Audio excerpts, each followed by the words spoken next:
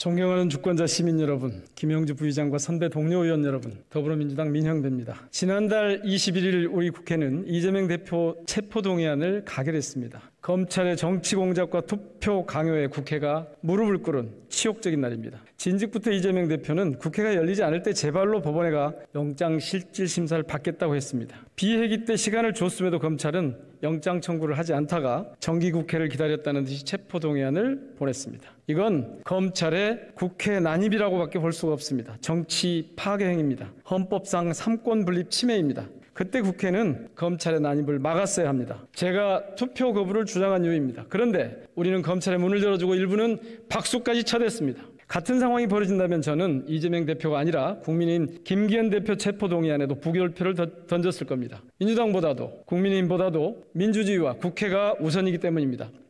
방탄국회라고요? 없는 회기를 억지로 만들어 누군가를 비호해야 방탄국회라는 것 아닙니까? 국회가 검찰 뜻대로 따르지 않으면 그게 방탄국회입니까?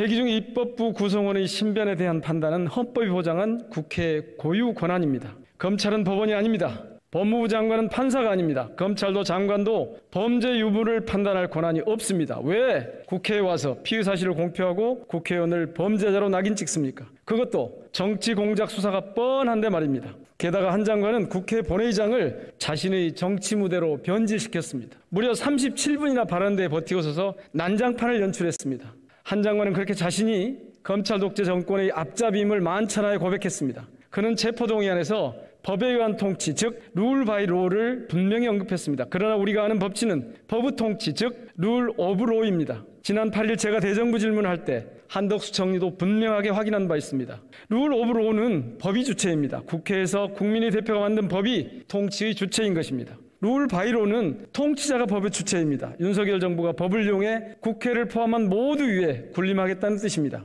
2300년 전 중국 진시황이 법을 이용해 통치했습니다. 학자와 언론인을 생매장하고 책을 불태웠습니다. 주권자 시민의 문제 제기를 괴담, 가짜뉴스라 하고 공산 전체주의로 매도하고 언론 탄압 전문가를 고용해 체계적으로 여론을 왜곡하는 윤석열 정부의 작태가 꼭 진시황의 통치를 담지 않았습니까? 법을 어긴 증거가 없는데도 법을 어긴 것처럼 이미지 조작을 시도한 것은 검찰의 체포동의안 난동이라 할 것입니다. 정말 다행스럽게도 법원이 그 난동을 제어했습니다. 이번 검찰의 국회 난동으로 분명히 밝혀진 것이 있습니다. 법을 이용해 왕조시대처럼 하겠다는 윤석열 정부의 음흉한 속셈이 공공연하게 드러났습니다. 구속영장 청구가 기각되자 한동훈 장관은 검찰이 알아서 할 일이라고 나무일처럼 말했습니다. 사고는 자신이 치고 책임은 검찰에 떠넘겼습니다. 현재 권한쟁의 심판 청구 기각, 이재명 대표 구속영장 청구 기각, 어느 것 하나 책임지지 않는 엉터리 법무장관입니다. 우리가 왜 이 정부를 검찰 독재라고 하겠습니까? 국회가 만든 법을 시행령으로 누더기로 만들었습니다. 전현직 검사가 정부 요직을 대거 장악했습니다. 심지어 총리 비서실장도 교육부 총리 보좌관도 금융감독원에도 국민연금에도